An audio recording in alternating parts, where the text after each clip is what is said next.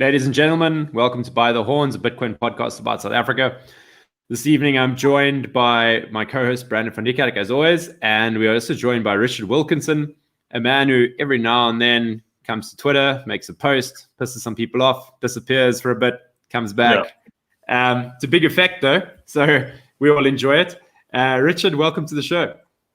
Thanks, Ricky. Thanks, Brandon. Good to be here. Yeah, I'm sort of in and out of Twitter all the time. I'm one of those strange people. I actually don't know anyone else who does it, but he just deletes his accounts 5 or 6 times. Every 2 weeks. Yeah, sometimes for an hour, sometimes for a week. You know, so I literally delete it and then come back and cause some more carnage and then leave. Yeah. It's a very unique way of using the app, but to each their own, you know. But that was a pretty bad introduction on my part. Richard, as I understand it, you once bumped into Helen Zille on the side of Whale Street and managed to influence her policy decision, which is an interesting one. And today... Yeah, no, I was doing research in 2010, 2011 at UCT as part of my LLB, and I was researching provincial legislative powers and did a thesis, and then bumped into her on the side of the road and said, I've got some ideas.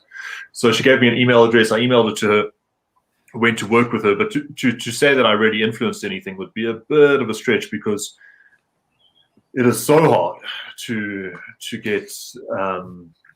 get practical policy proposals implemented in any government anywhere in the world, and I discovered in the Western Cape, really difficult to get the politics and the civil service to all work out. And so I'm afraid I don't have any signature legislative achievements to my name, but I do have a thesis, which if you're having struggle sleeping at night, you're very welcome to read. I focus on housing law reform in the Western Cape. I've got some ideas there, but never managed to get too much traction in that area. But I had a great 6 months working with some great people and learned a lot. Yeah. Brilliant. Well, the purpose of the discussion today, obviously, you're formerly a lawyer by training, but we're going to discuss the role of federalism in South Africa and a bit about Bitcoin, how that ties into it, and effectively the sovereign individual thesis as well, like how individuals can take a bit more power back in their situation and not wait for the government to give you more power back or wait for secession or federalism to come. What is the reality on the ground, and what does Bitcoin enable that empowers the individual to actually break away from the state as such and become his own independent country at the furthest logical extent of what we're discussing. So I look forward to it. Awesome, man. That's something I'm as I just mentioned to you guys before the show, I'm a Bitcoin enthusiast, but not a Bitcoin expert. But I'm a strong Bitcoin enthusiast, and I think you've got to decide: are you putting your money where your mouth is? And I have. Pretty much all my savings are, not that I've got much savings, but a significant part of it is invested in Bitcoin, because I'm very, very interested in how Bitcoin sort of dovetails with libertarian, classical liberal ideology. I think it's very interesting, but I don't know very much about the tech. But it's very. What's your story that got you to that point, Richard? Because I think Bitcoiners love hearing that. Everybody's personal story that got them to the turning point. No, look, I mean, I did a master's in the internet in 2012, 2013, and I just wish I'd figured it out before then. I think it was the first time I heard the word Bitcoin was about 2012, didn't do anything about it. It was sort of like drug dealers and sort of libertarian sort of potheads. And then in 2014, I remember joking to someone, you should put all your money in Bitcoin. And if I'd done that, I'd have tens of millions right now. Not that I had much to invest, but it was so cheap. It was $200 a coin. And then we had the big price takeoff in 2017, followed by the big crash. And I just watched it, but didn't participate. And then we had the big takeoff in 2020 after COVID. And YouTube got me hooked, unfortunately, like a drug dealer. They gave me one Michael Saylor video and then another one, and then I'd watched like 25 Michael Saylor videos. And then who was the other one? Raoul Pole, and there's a third one. Oh, Max, of course. Max the lunatic. He is a lunatic. Well, for the first time, Bitcoin started to make sense, because I stopped thinking about Bitcoin. I started thinking about the US dollar. I wasn't very impressed with the political leadership in America, which Well, first to go with South Africa. I mean, we all know about political leadership in South Africa. It's horrifying, and you can see your your liberty being eaten away every day and every way, whether it's NHI or whether it's expropriation. It's all madness. It's crazy. It's terrible. It's like how the stuff is you don't appreciate liberty until you see it being taken away from you. I mean, I went through Roads Must Fall in 2015. I was working at a law firm, but I know UCT very well. I know many of the leading four lists. I was a Mandela Rhodes Scholar. And so a lot of the guys who were Mandela Rhodes Scholars were leading this whole thing. And I started turning into a bit of a libertarian, Ayn Rand and the rest of them. I was a big Helen Ziller fan. So that's where my mind was. And then in 2020, I suddenly realized that Bitcoin was more than just a gimmick. It was actually something that fitted into that ideology. And that's what got it for me. Michael Saylor's pretty much a libertarian, I think. And he started speaking about American money printing. And when you realize how many dollars are being printed, and that the Americans are not much better than South Africa when it comes to their fiscal governance, they're spending more money than they raise. They've got a mountain of debt. And when you max out the credit card, you've got one place to turn to, and that's to print money. So money printer go burr, and suddenly it made sense to me. It's like, oh, okay. So Michael Saylor started talking about a thermonuclear something store of money in that if you have a pile of cash, it's going to melt away like an ice cube. And even if the markets are giving you 15% return, the money printing is going up by 20%. You still, you have to run really hard just to stand still. But Bitcoin is a permanent product that will never be melted away in that way. And you can't increase it beyond 21 million. And with that, I thought, oh, this is very interesting. I'm a young guy. I don't have much money, but I do hopefully have earning potential that will increase quite rapidly. So for me, it's a case of I don't have much to lose, and this is a very, very interesting thing. And so I've invested in Bitcoin on that basis. So what do you think was the biggest point about Bitcoin? Because I find with a lot of chats with people, once they understand why it can't get past 21 million. That it is the scarcest asset there. It's a big point, but also, I think the turning point before people realize it, they realize it in an indirect manner that because of the halving every 4 years, this asset becomes scarcer and scarcer over time as well. Exponentially. Yeah. That's been the turning point for people. What was it for you? Things going parabolic. Surprise. A little bit of greed in it as well. I mean, if I had invested when it was $200 a coin, I'd have a Jag E-Type right now, and I'd spend my time playing golf. Okay, but it's like, why didn't I do that? And then you get the sort of the Bitcoin crashes. Well, if I had not done that, and I just invested in the S&P. But no, it was partly that. I'm certainly not an expert in the technical fundamentals of Bitcoin. I tried to read the white paper, got through half a page and gave up. I've read Wikipedia. But I think I understand the narrative. I understand everything you've just said, and that's all cool. That's great. But for me, it's the stuff outside of Bitcoin that pushes me into Bitcoin more than anything else. I mean, if you're a South African right now and you're running a family business that's got a shop in KZN, and your family's been doing it for 70 years or something, and your shop's just been looted. So you're going to get paid insurance money. You can reinvest and rebuild your shop or whatever. But if you've got retained earnings, right, that's basically 70 years of hard work of your family built up and it's stored in a bank account somewhere. You're trusting the South African Reserve Bank with your savings. Jesus, so like never mind Bitcoin, you want to get out of that, and you want to get into something hard. So what is hard? The US dollar. Okay, great. That's where a lot of people in sort of failed states turn to, is the US dollar. Argentina, right? Zimbabwe, they all go to the US dollar. What's harder than the US dollar? Gold, probably. Okay, but gold you can't move across borders very easily. The US dollar, you're going to be subject to all sorts. I mean, you want to set up an offshore bank account, which I've done. I'm happy to disclose that. I've got an account in the UK, and I don't store my money in South Africa. I moved my small savings, and I've worked as a tax advisor for a couple of years. So my small savings, I moved into the UK 5 years ago, and that gives you a bit of comfort. One, it's not in rands, and two, it's outside the country. Great, so it's outside the ex-continent. But then once you adopt this mentality the sort of like primal fear that everything can be wiped away, expropriation without compensation, the currency going to 100 rands, 1,000 rands to the dollar, everything being decimated, and the rest of the world not caring. And there's no Control Z, there's no place you can go to for a refund. Like literally, we're little boats bobbing around in the ocean. You suddenly feel vulnerable and fragile, and you want to turn and put your monetary energy into something hard.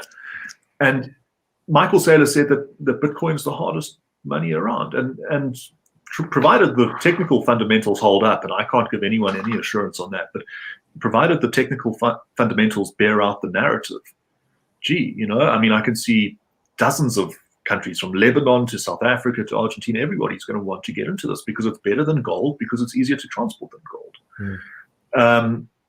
And I don't think I trust anybody. I don't trust the American government not to print away their money. I mean, their money printing is worse than us. And so it all started to make sense. And then you see the inflation numbers going up in the US. It's not 5 or 6%. And then you hear that they're rigging the inflation statistics. And at this point, you're starting to think, I'm a conspiracy theorist and I've gone down some hole, Alice in Wonderland hole, and maybe I need to step back from the brink.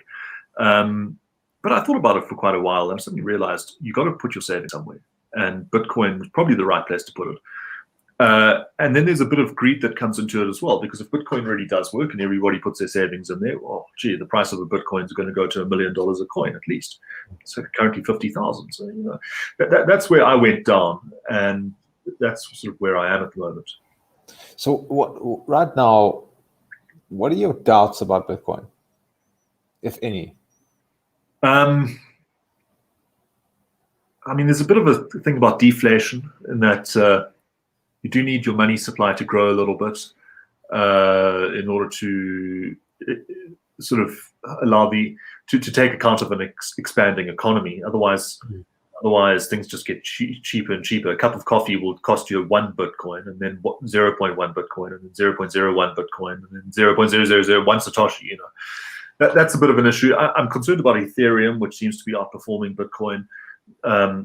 Max Kaiser's obviously a Bitcoin maximalist. He thinks that Ethereum's the ultimate shitcoin. I don't know. I really don't know. But they seem to be doing some innovative stuff there, which I'm skeptical of, because who needs a smart contract? I mean, like a smart contract is important. So, like, let's take a life use case where, because by the way, if you really want to learn a lot about Bitcoin, I've read every flipping book by now. Yeah. And one was written in 2014. It's called the Book of Satoshi. It's actually about $3 on Kindle right now. It's really worth your time. And the guy takes all the very important forum points that Satoshi talked about. So it was actually from the word of Satoshi himself, from the creator. I mean, I'm sounding so biblical right now, but you want to take things from the source, right? Because you really want to take things from the source.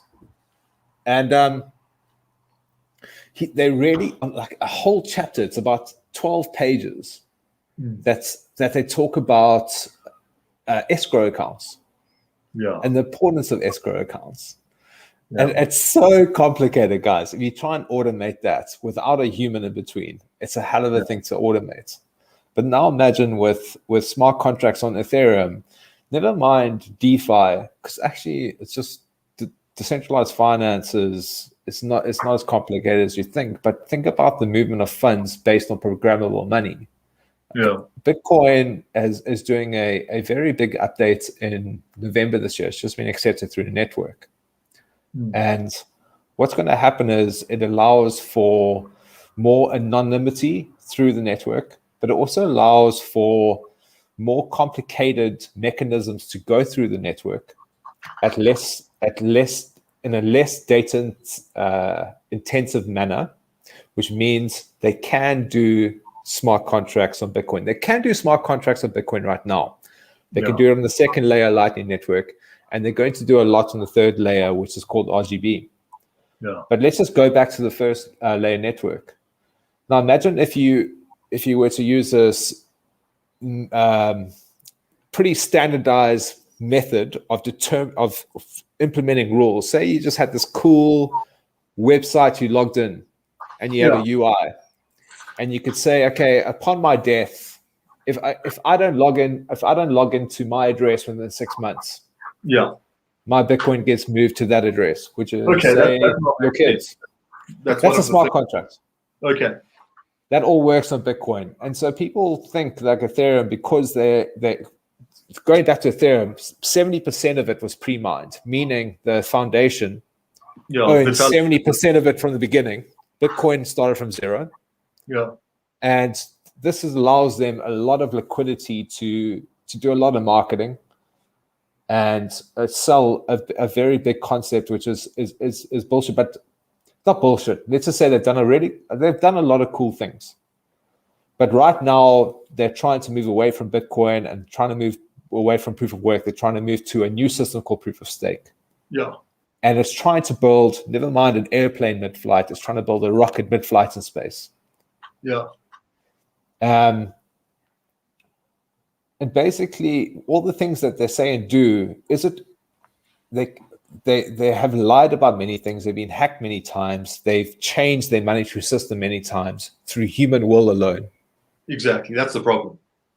And then you get Bitcoin, which has just remained consistent. And you've got this hard money when you can start building these layers on top of and start building your smart contracts on top of and work back towards something that's solid. You've got something to settle on.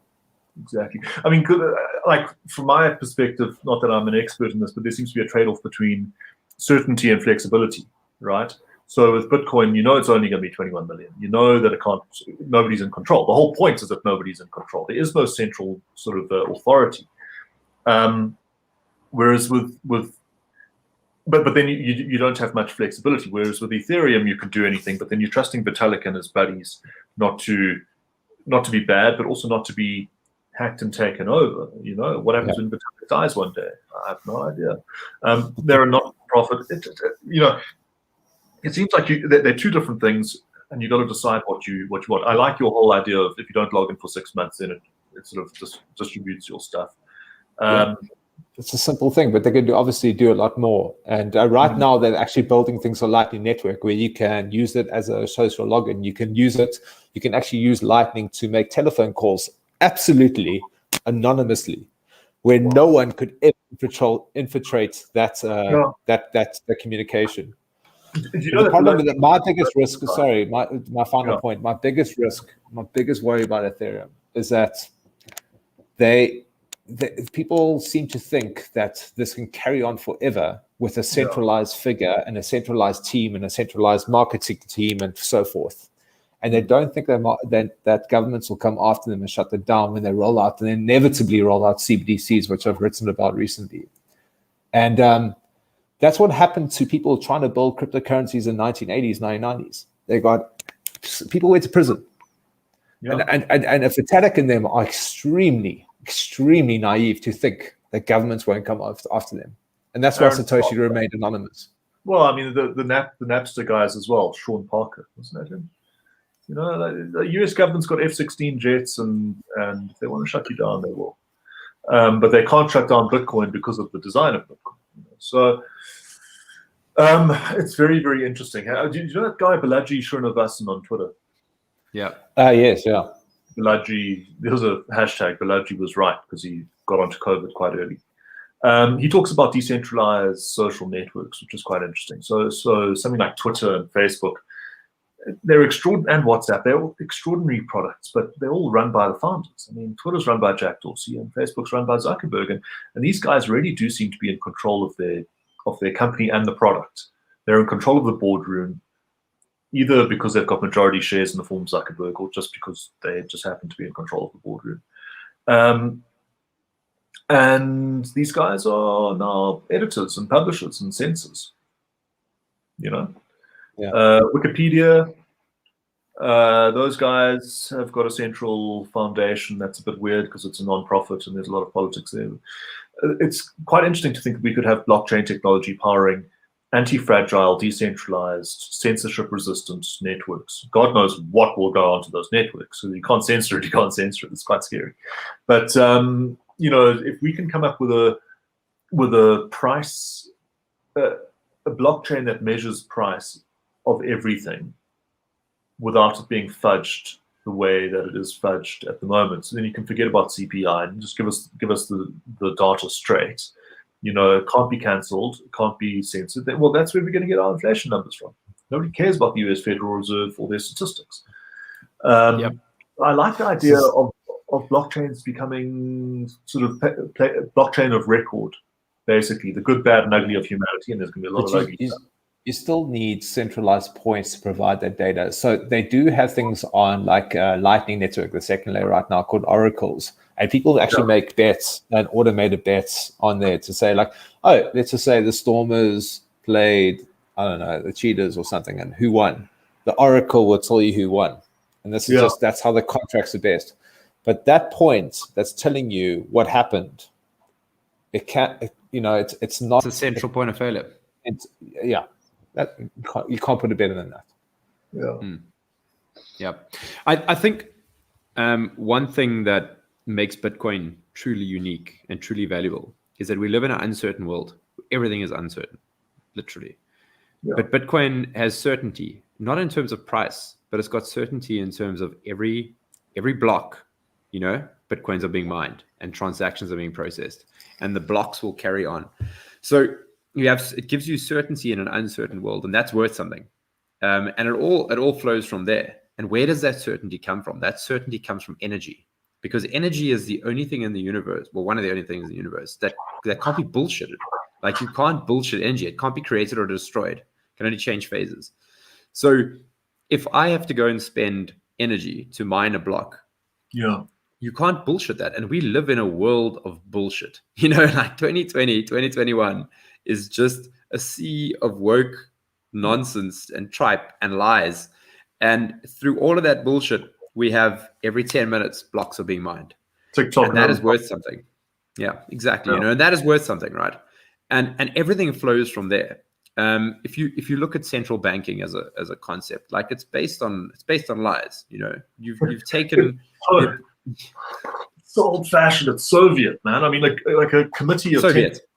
It's like the Politburo gets together once a month and decides what they're going to make the interest rates. What a shit. Yeah, the board of governors gets together behind closed doors.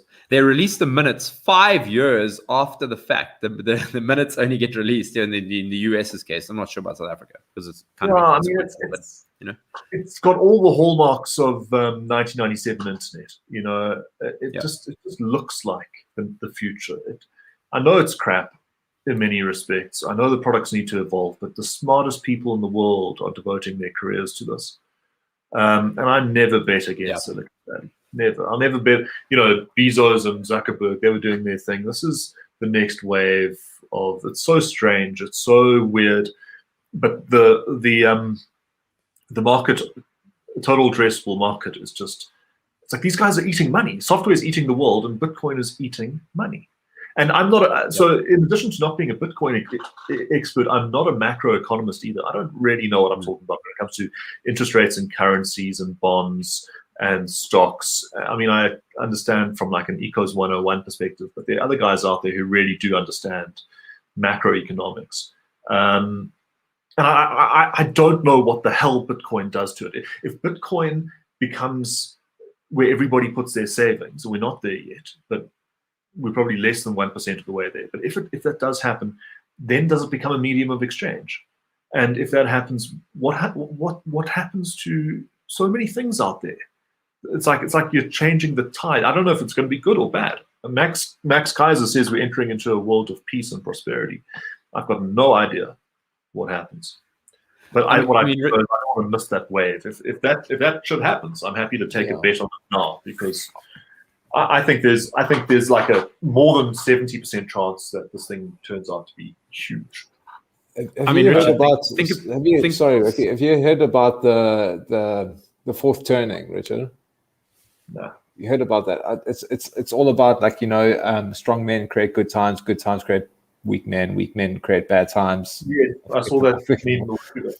Yeah, and there's books about that, and it was written. But I heard a really interesting notion the other day that maybe we actually went through a really horrible century with 2 massive world wars. Yeah. And maybe we are in the good times now. Maybe these are the good times. No, I mean, the world's never been Yes. more peaceful or prosperous.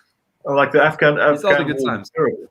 Yeah, I mean, like these wars are terrible, but like if you look at all the people killed in Afghanistan, it would be like 30 minutes at the Battle of the Somme. You know, Yeah. We didn't go through World War I or II. That's why the wokes are so infuriating, right? Because they're acting like they're all oppressed and stuff. They're not. They're sitting on full scholarships at Oxford, you know, into their third, fourth decade of their lives, and haven't actually held a proper job yet, but they're writing these long books about, you know, oppression. It's ridiculous. But yeah, no, life is getting better and better, but certainly in South Africa, it's going backwards. It's one of the only places in the world where life is going backwards. And the next 10, 20 years, I think it's going to regress enormously. Like, And Australia. And Australia. And New Zealand. And New Zealand. and Australia and New Zealand. Yeah. But only this last week. They locked down Australia because they found a single case. Locked down New Zealand because they found a single case. Yeah. Jacinda asked the Taliban to just be nice to women or something. Yeah. If there was a hypochondriac, it's Jacinda. You know, like I'm really interested in the Anglosphere, because the Anglosphere is the greatest thing ever. Yeah. America, unashamedly. UK, Canada, Australia, New Zealand, and tragically for a brief period South Africa, and then we lost it in 1948 to Afrikaner nationalism and then African nationalism. You know, but I'm also worried about the Anglosphere because the quality of political leadership. You've got weak people, as you say. Strong times make weak people, and American leadership disappoints me.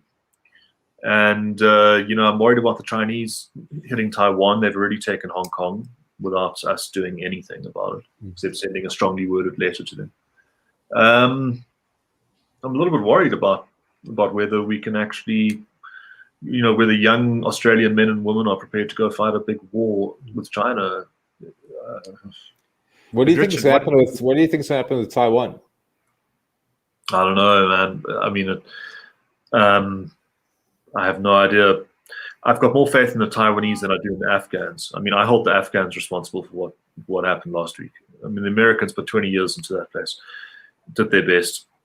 Afghan government's useless. The Taiwanese seem to be a lot more serious. I don't know what's going to happen in Taiwan, but my concern more is not about sort of tanks and missiles. It's more about how the wokes have fundamentally eroded our most important institutions, deformed our culture and our psychology. And so the Chinese don't need to do anything except fund the wokes. Just donate money to Ibrahim Kendi and Robin DiAngelo. That's all they need to do is just funnel money to the wokes, and they will destroy Western civilization from inside. And I don't know whether I've been too long in like a university environment and that 99% of the population doesn't give a shit about this stuff, or whether wokeness is as big as Bitcoin in terms of its impact on our society and our culture, our civilization. I don't know. That's a good point. You know, maybe the counterpoint, the antithesis to Bitcoin is not Ethereum, but it's wokeness. And it's not CBDCs, it's wokeness. And then you can, you know, tweet that out, and it's one of those things that's really interesting, but also not provable, unprovable, and then you want to retweet it, and you'll be famous. It's postmodernism at its finest. You know, but wokeness is really fiat culture. You know, like it's zero marginal cost to produce. You know, it accrues value to those who produce it at the expense of everyone else. It's fiat currency, man. You know, it's virtue signaling. 100% right. I mean, at the end of the day, I mean, I'm not a philosopher, but like, it seems like Western civilization was built on objectivity, and it's being destroyed by people moving away from objectivity. So wokeness is about speaking your truth. You can make wild allegations about racism without putting any evidence forward, but it's fine because you're speaking your truth. And so everything becomes, you know, those French philosophers who started the ball rolling in the 60s, Jacques Derrida, Michel Foucault, they're big into deconstructionism and other bullshit. And it's all about seeing things from like any subjective perspective. And once you open that Pandora's box, you can take it anywhere, right? So constantly shifting the goalposts and all that sort of stuff. And that's happened to our culture, but the reserve banks of the world are doing exactly the same thing to our monetary system. They're just, you know, it's not objective. And Bitcoin seems to be the most objective technology out there, which is why it's so interesting and so exciting, you know? And it allows us to reestablish. This is why I don't think that Max Kaiser is a total clown and a joke. I like the guy because he provides that little glimpse into how the system. I mean, they launched a massive attack on Bitcoin, in the Senate 2 weeks ago, trying to get this bill through. And Max was just like, TikTok, another block. Bitcoin doesn't give a shit about the Americans, and neither should we. I mean, one of the things that about Western, the Enlightenment and Western civilization is that it's premised on the rights of the individual. Yeah. And if that is not Bitcoin, I don't know what is. Bitcoin is all about the individual. And I think the Renaissance in the individual and the thing that can fuel the reascendance of Western culture and empiricism and the individual, it can be driven by Bitcoin. And all it takes is self-interest and greed. People adopting Bitcoin because everything else is going to shit. All value is going to zero. And if you accrue value in Bitcoin and you keep value in Bitcoin, it automatically increases the power of the individual. And it starts from a grassroots place because you won't have adoption by nation states before you have adoption by individuals. So Bitcoin is like the ultimate grassroots movement. So it starts at like Hal Finney and Satoshi, who may have been the same person. Don't know. I'm not going to. Brandon and I talked about this. It holds that point. Yeah, it holds that point because no one can take it away from you if you hold it privately. If you hold it in the exchange, they can take it from you. Yeah. But secondly, no one can debase that value from you. Yeah. And that's so important. No one can take that value away from you. If the tech holds up and this thing doesn't get hacked and destroyed, because I was just driving around the other day and you suddenly realize all these, like somebody in South Africa owns all these houses, like driving around Johannesburg, and people own those bricks and mortar, and they're stuffed at because like those land can be taken away from you. And if it's not taken away from you, it can be impaired. And the Department of Social Development now wants to confiscate 12% of your salary and get you to sort of contribute it to a public pension fund or some bullshit. And the NHI can take away your health. And so we're being eroded and dissolved. Our monetary stores of energy are being melted away from us. And in America, it's the Fed that's melting everyone's stuff, So you're feeling vulnerable here. And I almost thought to myself, what if you sold your house, you sold your car, you sold everything, and you just started renting, okay? And you take all that monetary energy, store it in Bitcoin. It's probably a good move. I mean, I don't want to be held liable for people doing this sort of shit and losing everything. But you almost want to get yourself into a position where if there's a form of technology out there where you can store all your energy and then draw upon it or borrow against it, which is what Saylor suggests people are going to do. They're just going to borrow against it and the price will rise and you would borrow more. And then you live your life as a sovereign individual. I mean, it's just staggering the potential for human advancement because all the predatory pirates that prey upon us, the government, criminals, often the same thing. Suddenly they don't have any purchase on us because we don't need them. We're just passing through your little piece of territory, and I don't depend on your currency. I don't give a shit about. Like I no longer look at the rand dollar exchange rate anymore. I've got like a couple thousand rands in an F&B check account, which I use for like toothpaste and whatever I need to get through the month. I'm not storing money in ZAR. I'm not storing money in immovable property in South Africa. And as soon as that catches on, but I mean, it hasn't caught on yet. It's staggering. So I was listening to I was reading an article today. So they say, let's just talk about America alone, and they say about 40 million Americans have owned cryptocurrency, but that's just not a true figure because you've got all the guys who bought $5 of Dogecoin on Robinhood or something, right? And it's you got to look at who has taken a committed investment into Bitcoin itself and only Bitcoin. Let's just not look at the other shitcoins. You got, because of on-chain analytics, you can see about, and the way the guy, his name's Crucis, and incredible articles this guy writes. And there's about the people who own 0.1 Bitcoin, which is $5,000 right now, right? Or just less, $4,500. Yeah. It's a pretty committed investment. 0.1, yeah. Yeah, 0.1 Bitcoin. It's a pretty committed investment. And you could say those are the people that have adopted it, right? Yeah.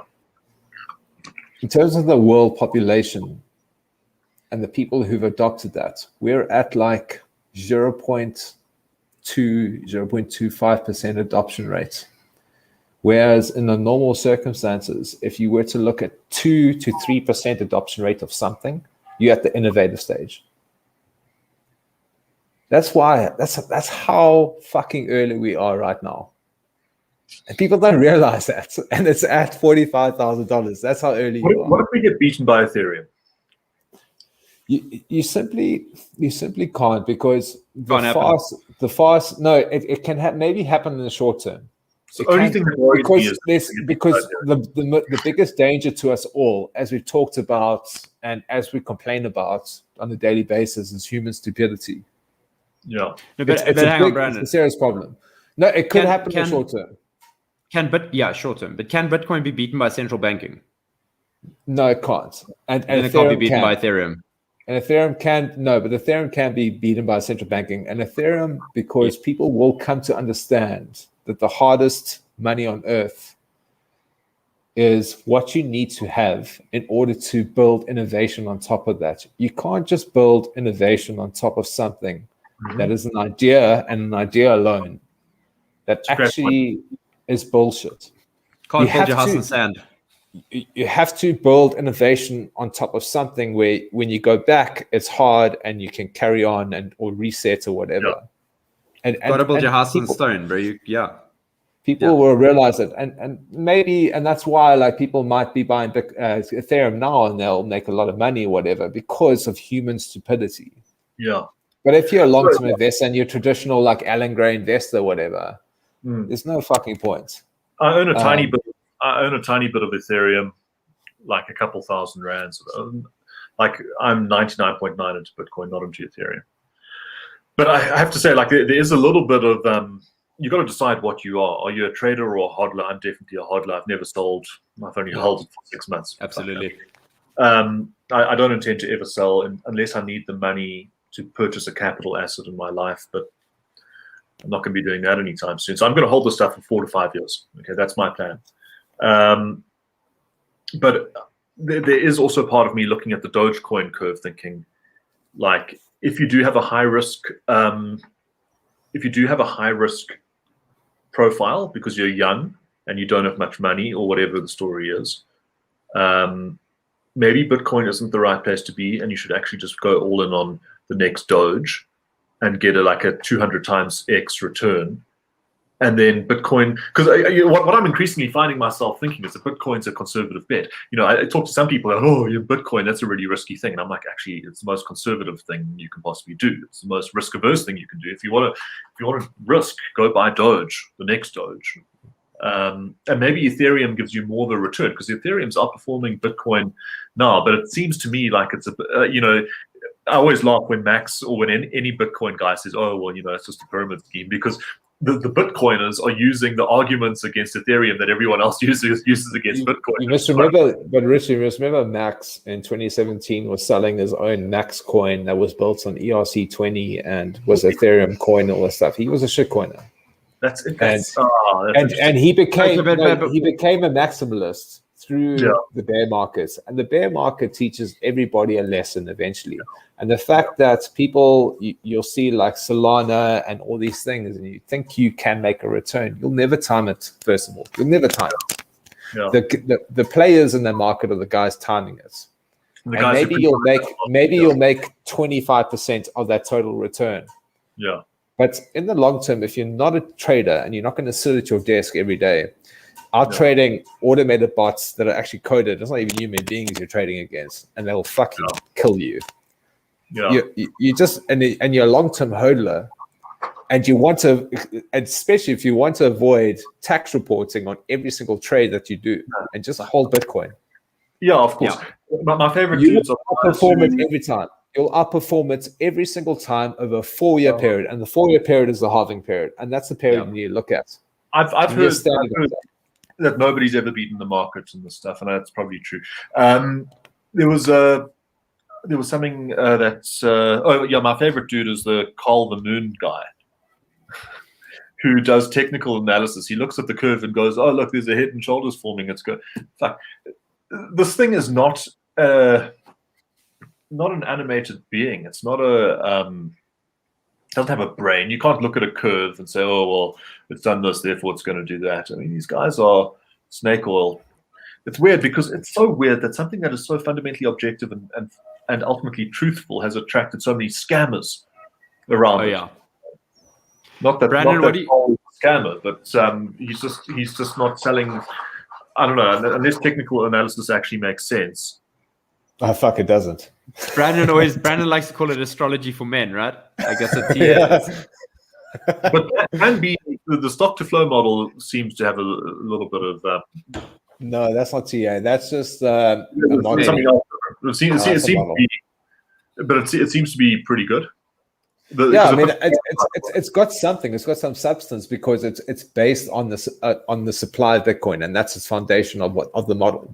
So it's got something to base itself on. But like TA is basing on some resistance line or some like weekly average, moving average resistance line or whatever, and maybe it has substance because the people on all these exchanges across the world, where you need to remember like 75% of Bitcoin is held in cold storage, right? Yeah. In offline wallets. You don't hold it on the exchange once again. Yeah. So there 25% of it is there, and all the pricing you're seeing on these exchanges is only the 25% of the supply of Bitcoin, and it's getting less and less every single 4 years. Interesting. And that has the basis on price, and you actually don't really know what the real price is because 75% should be determining the price, not the 25%. Okay, and then these traders are basically trading on TA, which means they're the guys moving the markets. So it's not really organic at all. Yeah, I'm just hoping for a big pump here by the end of the year, and I'm sure we'll get it. I'm sure. I mean, if the halving cycle still makes sense, I mean, now's the time for the pump to probably 300, 400,000. And then followed by a crash down to 200, and everyone's going to be crying at 200, and you're going to be like consoling people because the Bitcoin price is only $200,000. But there's also you're only consoling the noobs. It's only people that have recent market entrants who'll be consoling, because people like us, because by this point, Richard, when Bitcoin is 200K, you'll have been in the market for a while, and you'll be laughing, and you don't care if a Bitcoin moves 20 grand, 50 grand in a day. You're like, YOLO, whatever. Like, I got in ages ago. It doesn't matter. And just to, like, the thing about Bitcoin really is that if you are going to take an investment perspective on this, you think that, okay, this is the only alternative to central banking that we currently have. To then take a short-term speculative play and try to trade that thing that is like an alternative to central banking, what the fuck are you doing? You know, like, why are you risking that? You know, like, it's cut and dry. The only alternative to central banking, it's a hedge. Take a position, add to it over time, and don't bother trying to trade it, because you're not going to outperform the market like you said earlier. B, you're trading against professionals who are much better at trading than you are, and they've got bots and all kinds of tricks up their sleeve to spoof you and to take your shirt off your back. And C, like, this thing is like the only provably scarce asset in the universe. Why would you want to take that risk of losing even a single percentage point of your holding to trading? You know, everyone is good at something. Well, not everyone. Most people are good at one thing in their lives, or two things, or three things if you're really good. You know, like you're an attorney, but you're specializing now or going down the route of becoming an accountant as well. Yeah. You're developing a skill set. You're not a trader. So you utilize those skills to earn capital and store money or store your time in some kind of battery. And this is a whole melting ice cube thing. Exactly. You want to store it in a battery that respects your time and respects your energy. So to go and store it in something like an altcoin, like Ethereum, which is just another central bank, like that is all Ethereum is at the end of the day, because Vitalik and his boys at the Ethereum Foundation can change the monetary policy, and they have, and they do. Like, this is, the Ethereum monetary policy has changed many times. Like, now they've pivoted. Brandon was the fourth or the fifth pivot, but like World Computer. I'll try to find a picture to share on the screen now of the Ethereum monetary supply against Bitcoin. Yeah. But like now they're calling themselves ultrasound money, so they've pivoted for like the 5th time. You cannot be sound money if your monetary policy changes. Like if you change it once, you are no longer sound money. Like that's it. 100%. So yeah, like so all these other coins are distractions, and sure, you can go and trade them if you want to play that game in the short term. But really, like what most people, and I don't want to tell people how to live their lives, like do what the fuck you want to do. But if you are good at something, spend your time doing that, increase your skill set there, like keep honing your skills, getting better and better, and just store your time in something that respects your time. And don't try to trade, because you're not a trader. So it's simple. They're going to take fees on every trade, right? What's it, 2% or something? Yeah. They take fees and the government takes fees. Yeah, exactly. So like between capital and revenue, right? I mean, if you're holding something as a capital asset, you get taxed according to capital gains tax rules, which basically means that as a private individual, you include 40% of the gain, and then you get taxed according to the tax tables, right? But if it's revenue, the whole gain gets taxed at the full tax rate. So capital gains tax is great. Well, rather not have any capital gain, but it's better than being on revenue account, right? So you want to protect and preserve your status as it being a capital holder. And if you do too many trades, if you stuff around too much with it, I mean, if you buy the stuff and hold it for 6 years and sell it, there's no doubt it's a capital asset. But if you start chopping and changing around more than 2 or 3 times, then you start to look like a trader. So I'm going to quickly show you guys.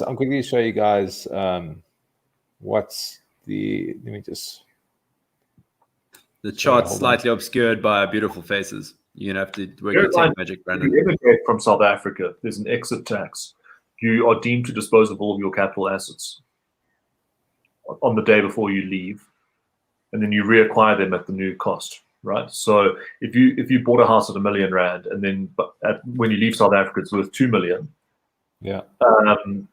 Sorry, not a movable property, but of any asset, right? You get effectively taxed the capital gain on the date that you leave South Africa. That's the exit tax, and that's going to hit your crypto as well. So if you're holding Bitcoin, if you got into Bitcoin, R1 million of Bitcoin, and now you're sitting on 20 million rands of Bitcoin, it's going to be a capital gain on that. Yeah, so I mean, what you're seeing here is the blue line is Bitcoin. It's programmable. The supply is halved every 4 years. It's built into the system. It's transparent. You know exactly what the supply is going to be over a specific period. Also, no matter how many miners come into the network, the difficulty adjustment sets in, meaning it remains consistent. And then you've got Ethereum. And this is actually what has transpired over the past few years. You've seen people go, first of all, they kept 70% and they said 30% go out. And then over time, that 30% gets distributed. And that orange line is what you see as complete human intervention. It is how a Jerome Powell would act in this fucking circumstance. And people think that this is anything different. Yeah. Which is really sad.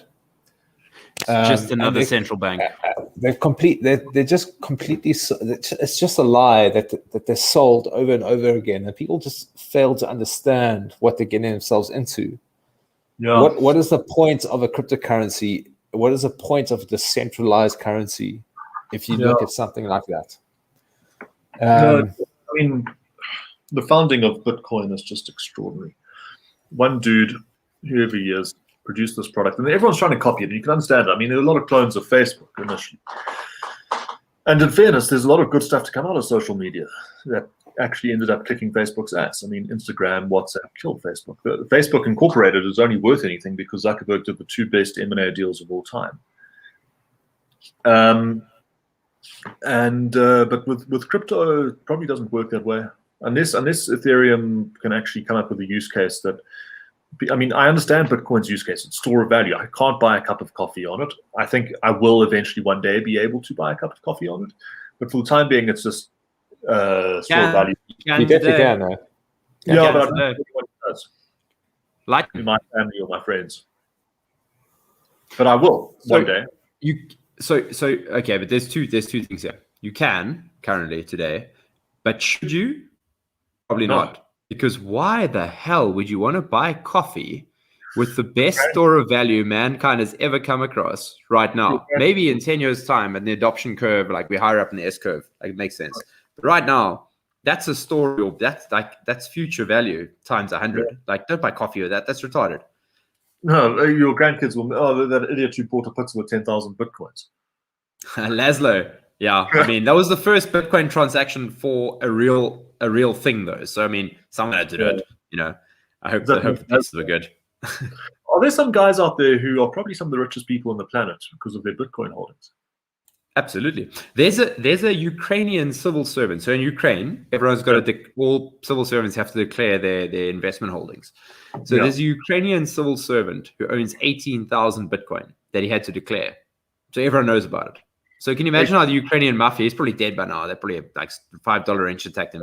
But 18,000 Bitcoin, like the dude is like 18,000 times 600,000 rand. Yeah, and he's a civil servant. 700,000 rands. My calculator can't deal. 18,700. It's at 12.6 million. It's Jacob Zuma numbers. Yeah, no, I'm going to look like Jacob Zuma now, but it's about 12 billion rands worth of Bitcoin. Yeah, and he's like a civil servant in like somewhere in Ukraine. Not anymore. I would be out of it. Yeah. No, he's probably dead. But you know, I mean, they screwed him over with that one. But so yeah, there's dudes out there whose Bitcoin holdings are, you know, and they just took a punt, basically.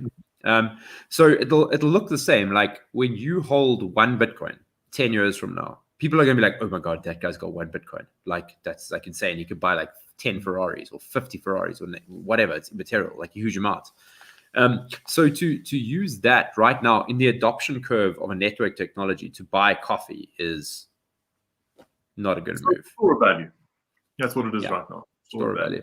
And it's because money follows an adoption curve. Like there's an order of operations to money. Like money doesn't come into being like, it's not fiat, right? You can't just be like, click your fingers, now money is worth something. Like the natural free market value of money has to come through an order of operations, and it starts as a collectible, then it moves to storage value, then moves to medium of exchange, and then unit of account, right? Like Nick Szabo wrote a really good article about this called Shelling Out. You can go find it on the Nakamoto Institute website. It's like really long paper, but it's a phenomenal read and explains all of this stuff really well. And he looks at countless examples of free market monies finding, you know, fair value through society. And this is not always just gold, you know. In some scenarios in Polynesia, it's yap stones, which are like these massive stones with holes in the middle.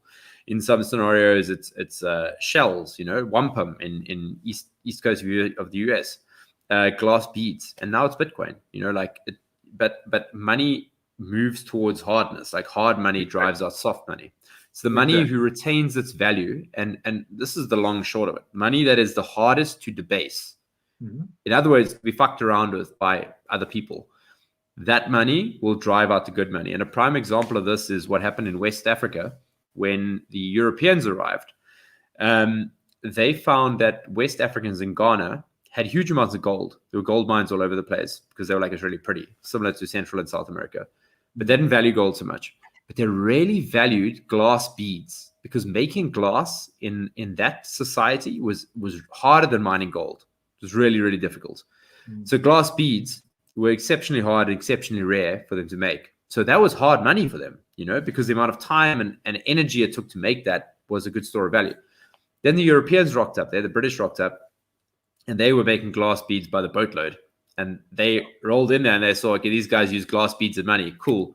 The next boat that's coming down to West Africa is loaded up to the gunnels with glass beads, and we're going to buy all the slaves we can and literally steal all their value with counterfeit. Not quite counterfeit, but like, you know, they could produce it because it wasn't hard. It was very soft for them. Soft money could produce it easily because they already had industrialization to a certain extent, or at least for glass beads.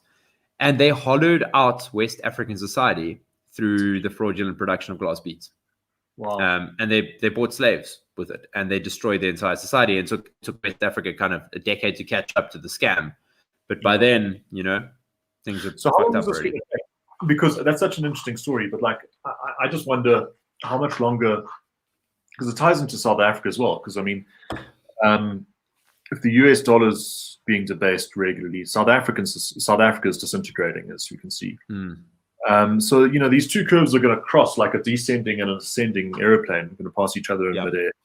I don't know that many people in South Africa who own Bitcoin. It seems like the younger people, the older generation, have got offshore bank accounts, but I don't know if they're really into Bitcoin. According to Treasury, there's 2 million individual Bitcoin holders in South Africa. Okay, that's quite a lot. But you know, it's more than you think. Yeah, I know people dabbling in it, they're $1,000 and shit. Yeah, exactly.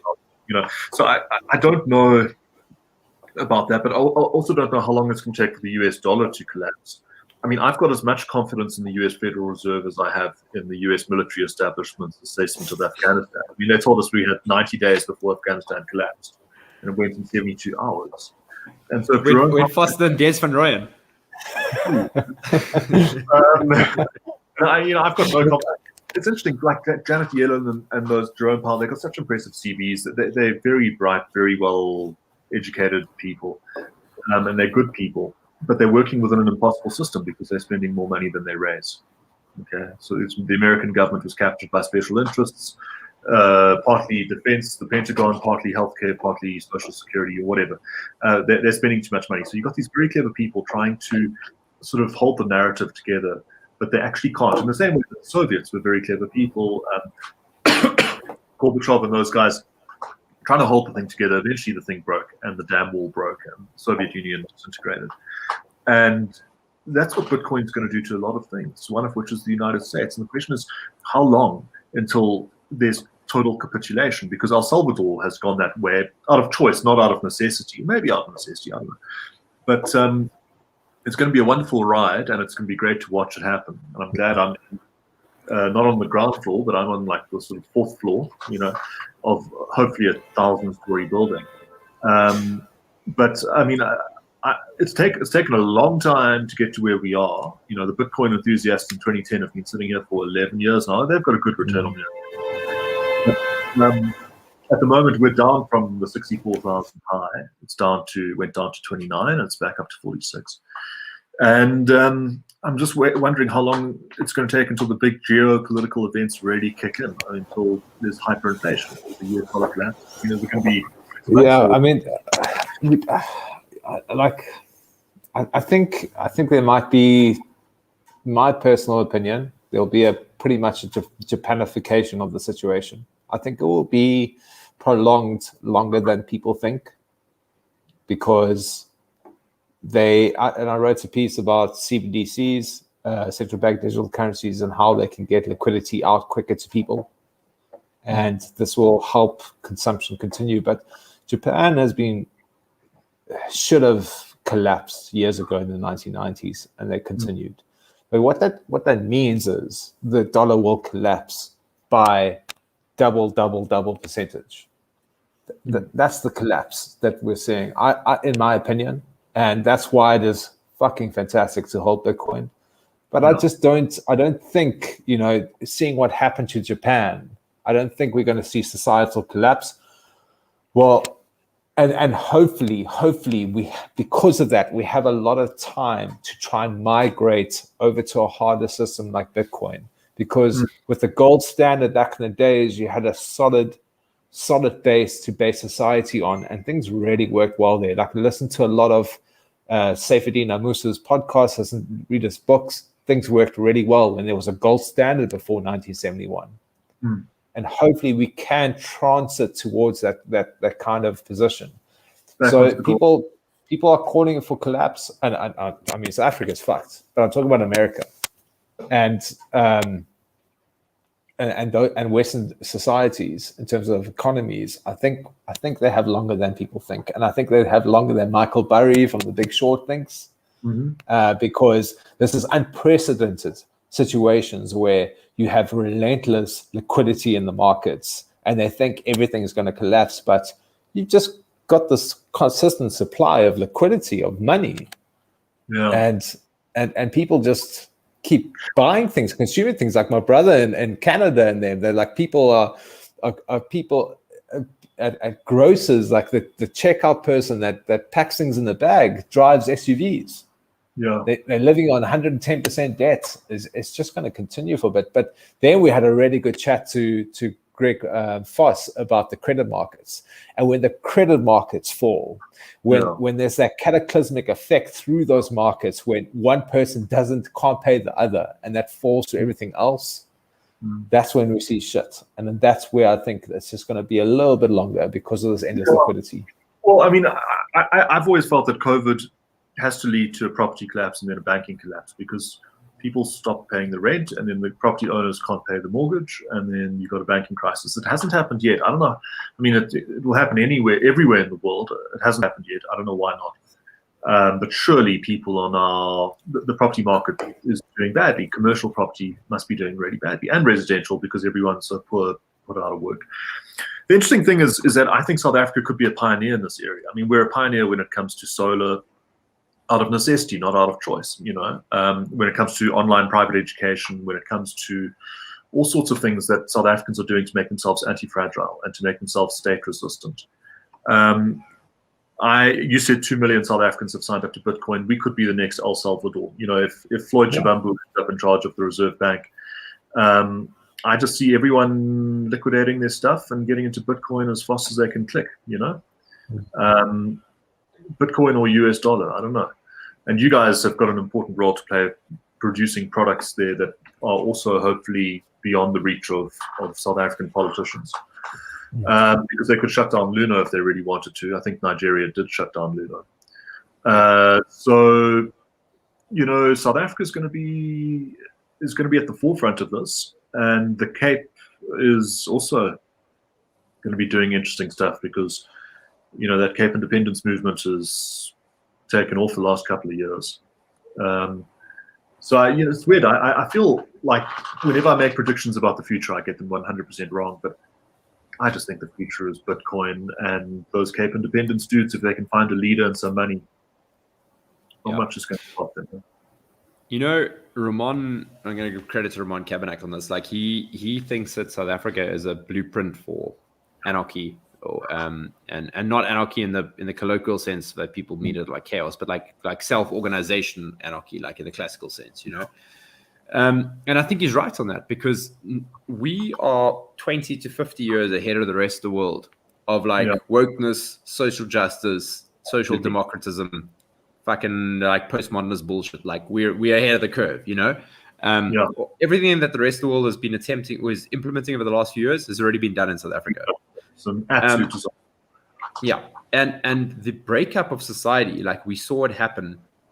We got a glimpse, like the mask slipped in July, and we got a glimpse of it in KZN and in a bit in Gauteng, of like the government is nowhere to be seen. The police are not there. The army is not there. It is you and your community against the ravaging hordes, literally ravaging hordes, and South Africa, we saw what happened in that scenario, and we can look at what happened, and like KZN got burnt to the ground, and you can take the negatives from that, which are many, legion, but you can also take the positives, that in the space of 12 hours, communities self-organized. Thank God they had guns, first off. So don't ever give up your guns. But, they had guns, they're self-organized, they protected their communities. They were supplying the police with ammunition, like self-loading sport shooters were loading 9mm rounds to give to the police so they could, do their job. So that whole enclave scenario is maybe some people argue that it's what happens when you have the enclave scenario but you can't get petrol, because OPEC is collapsing and okay, but then the whole world is fucked. So it's pretty shit for everyone. But I think South Africa does play a good role for the rest of the world to see what can happen in that kind of crack up boom, when things really do go to shit. And we do have some spontaneous order forming out of that. And in a world where individuals have the capacity to protect their wealth against that kind of localized destruction, because they're saving money in Bitcoin, it's only a good thing for those communities in that set of circumstances. Obviously, for Bitcoin to go to $1 million a coin, it means that the US dollar and all of the fiat currencies have gone into free fall. So what that world looks like is not great, at least not in the beginning of the boom, or not the boom, beginning of the crash. So who knows? But South Africa does have a very interesting position where I think we're going to be on the forefront of that. And this kind of leads to my question to you here about not secession necessarily for the Western Cape, and not even federalism, but more of like de facto enclaves or communities taking ownership, not because of any political motivation or themselves like organizing around political parties and any of that, but like because they have no other choice but to take control of their own services, which starts with security and then moves out to like the rest of society. I don't know. What do you think about that? I agree with all of that, and it's already happened. It's been happening for decades. A slow move towards privatization of everything. Cesar and Paul Walsh calls it the new apartheid, although he certainly made the best of St. John's College and probably every other form of private service provider that you can get his hands on. That has happened, and it will continue to happen. There are some things we can't privatize, such as basic economic stability, but this is where Bitcoin might actually provide it. I mean, like the Rand is a pretty stable functional currency in that it works. I mean, it's crap, but it works.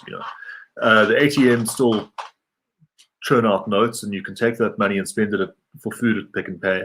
I measure a country being a failed state on 4 metrics, basically. 1, do you have electricity? 2, do you have water? 3, do you have food?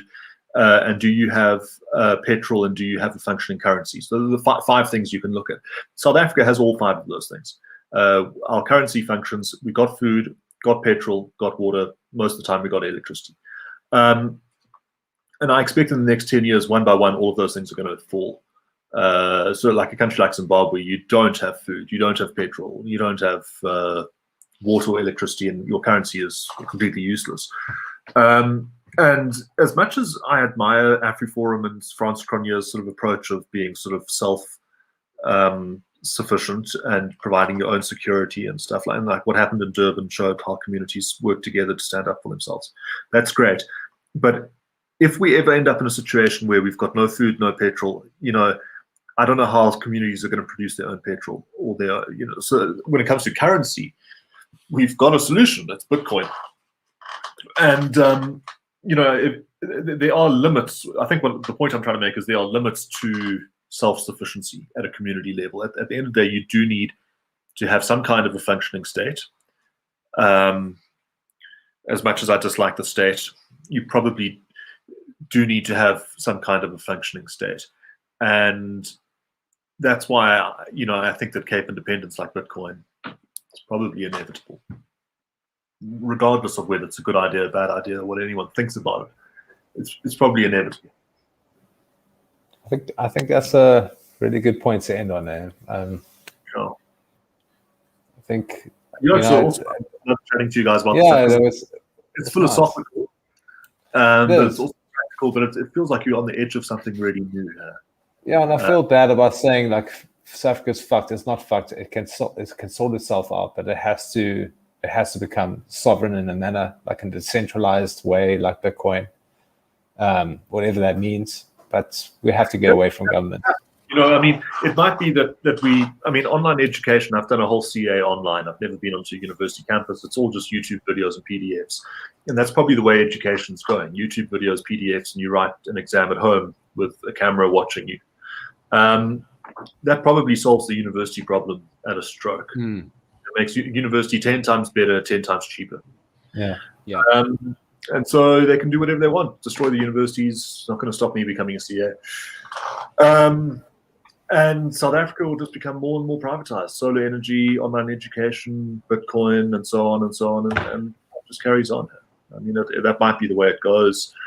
It might not be some dramatic establishment of a new state, because at the end of the day, we're all trying to get away from the state. Why do you want to replace a failed South African state with a Cape state that will inevitably be taken over by the trade unions or by politicians who spend money on useless crap? Absolutely. The American Constitution was meant to be the ultimate safeguard against this, and for 250 years it was, but you can see the cracks forming there now. Yeah.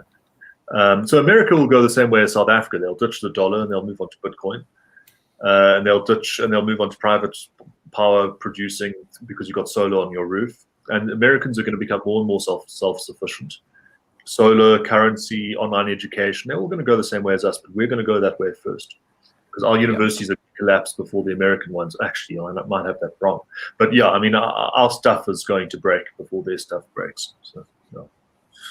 Yeah, absolutely. You know, like the argument that, I mean, I was on a Cape Independence Forum discussion the other night, and I was actually chatting to another guy who runs a crypto exchange, and we ended up, it was supposed to be a discussion turned into a debate, where he was thinking that there's still a role to play for government and a establishment of a reserve bank for the new Cape Republic. And I was like, well, what's the fucking point then? You know, literally, what is the point? If you're going to establish an independent Cape Republic and you're going to run it on a central banking model, you're just setting yourself up for failure. Like, what's the point? Because central banks train towards centralization. So if you're going to go that, they're just going to be eventually absorbed by the rest of the union of South Africa, you know, like the larger entity. So it's a pointless endeavor that's going to cost you huge amounts of blood and coin to do that, because don't think that like independence is going to come without a cost. And I'm not just talking about a financial cost. You know, like it has to be a completely grassroots de facto shrugging of centralized control. And that comes through Bitcoin, where they can no longer centrally control the money, and then they can no longer centrally control the people. Exactly. So it has to be like a you know, color changing at a how do I put this? Like the gradients of independence changing slowly across all people. You know, it's not going to come from us putting our faith in a political leadership to change things. It will always exist, and I don't care what it is. I mean, at the end of the day, you'll have 99% of your wealth stored in Bitcoin. And then at the beginning of each month, you'll think, what do I need to spend money on this month? And you'll how much do I want to risk? How much are you going to risk on a cuckbuck? Yeah, well, exactly, cuckbuck. You just break off a little piece of your Bitcoin and you go buy yourself some USD or ZAR or whatever it is, and then you go down to the Shell garage and buy whatever you want to buy. Hopefully, though, it just works on Bitcoin. It's exciting. Yeah. The future is decentralized, man. But the thing is, it's not. Sorry, on that point. I mean, we were chatting with a Russian developer 2 days ago who just figured out a way to use Lightning Network to buy Vodacom airtime. This guy's in Russia and Ukraine. Yeah, and he just developed this little payment gateway to convert that. Wow. Like, how far do you think we are away from converting that LPTC to Rand? It's literally it's not months, it's maybe weeks. Is there anything better than holding Bitcoin? Because, you know, people say, oh, I'm going to invest in this startup or that startup or Coinbase, but just get as much of the underlying asset as possible. You know, I don't care what. There's lots of people building great stuff on top. And the beauty of that whole point, and to like talk, my final point is, you don't need to convert that to Rand. The problem that we all face in our regulatory lives and everything else around that is that as soon as you try and convert Rand to Bitcoin or vice versa, that's where all the regulatory and pain points are. And as soon as you just get rid of that bullshit, your life's fine. Then you can just be on the Bitcoin standard and you don't give a shit. And I really implore people to understand that is very, very near. You've got, like, in America, that is the current case, and in South Africa, you can buy airtime like that. Yeah, it's right there. It's right there. Well, it's not just airtime. Let's plug Carl from last week, right? So we had Carl from Vacon last week, and we spoke about like what he's building, and he's building a platform where you can buy electricity with Lightning, right? So you can pay some sats over, and you can buy power just like you would buy from your banking app, and you can buy electricity. And then there's a whole bunch of other services on top of that. So linking to Bitrefill, all that. You can buy Pick and Pay vouchers. You can buy Cape Union Mart vouchers. So you can get your Lekker K-Way puffer jacket if you're in Cape Town, you know. And you can get all of that stuff with sats now.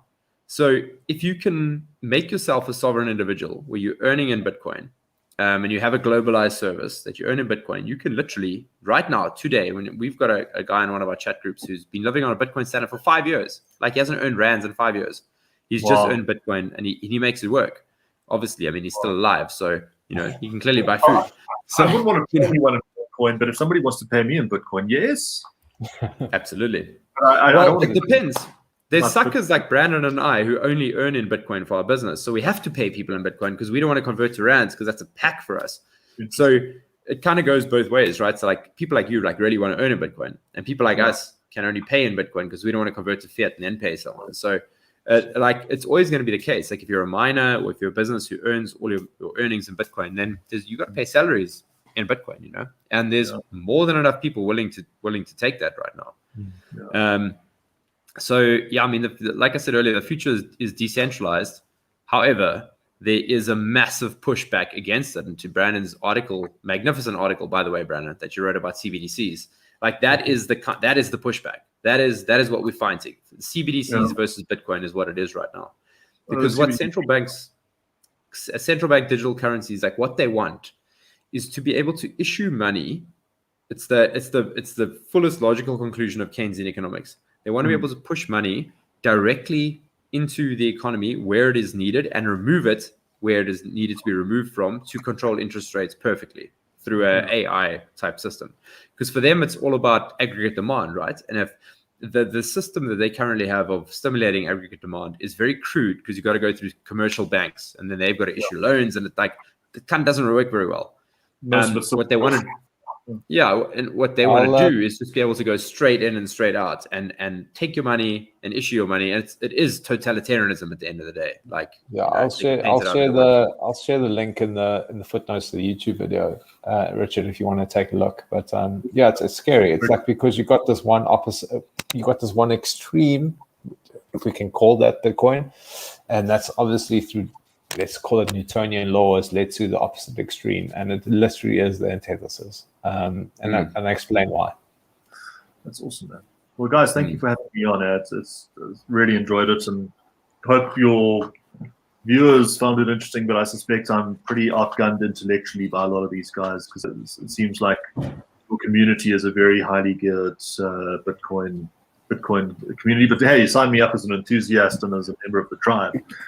No, dude. Can I just say, after like 6 months of Bitcoin, you're pretty on fucking par. So you're very proud of yourself. Well, thanks, guys, and let's chat again in a couple of years if I've got something interesting on the Cape. I think that's going to come. I think we're very glad to have you on Team Bitcoin, Richard. So it's fantastic. It's fantastic to have you on Team. Having people who are capable of critical thought, and I mean most Bitcoiners are. It's like the early adopters, but like really having some intellectual heavyweights on Team is great. And having people with your Twitter clout, even as brief as it is and sporadic as it is fantastic. So where can people find you if they want to follow, your tweets or your work? So my Twitter handle's @Wilkinson Cape. People can just send me direct messages there, or contact Ricky, get my phone number if you really want to chat to me. I don't know why anyone would ever want to chat to me. I'm not giving anyone your phone number. That's not happening. I don't want, because I know the works are going to come after you, so it's not going to happen. You'll thank me later. Something I've stopped fearing them, which is why I'm back on Twitter, because I think they've overcooked their thing, and I'm going to become more active in the journalism scene now, sort of long form investigative articles. I'm busy looking at the high schools at the moment. Brilliant. Well, we'd love to have you back on to chat about that when you got an article coming out. Would love to come back in, man. Awesome. Absolutely. And then just a bit of a plug here for the podcast version of this. If you're watching this on YouTube, you can also get it on the audio version. You can find it on Spotify, Google Podcasts, or on Apple Podcasts. We've got the audio version. That normally comes out a day or two after the YouTube version. And then also, Brandon and I run a company called Bitvice, if that wasn't apparent by now, where you can buy Bitcoin self-custody only, help you get set up so you can hold your Bitcoin for yourself. We never hold it for you, which is the way that Satoshi intended, and you don't want to piss Satoshi off. So, if you want some Bitcoin, get a hold of us. Brandon, anything from you? No, that was perfect. Great. Richard, thank you once again, man. So good to have you. Thanks, Brandon, man. I'll go check. Cheers, guys. All right. Cheers, guys. Bye. Bye.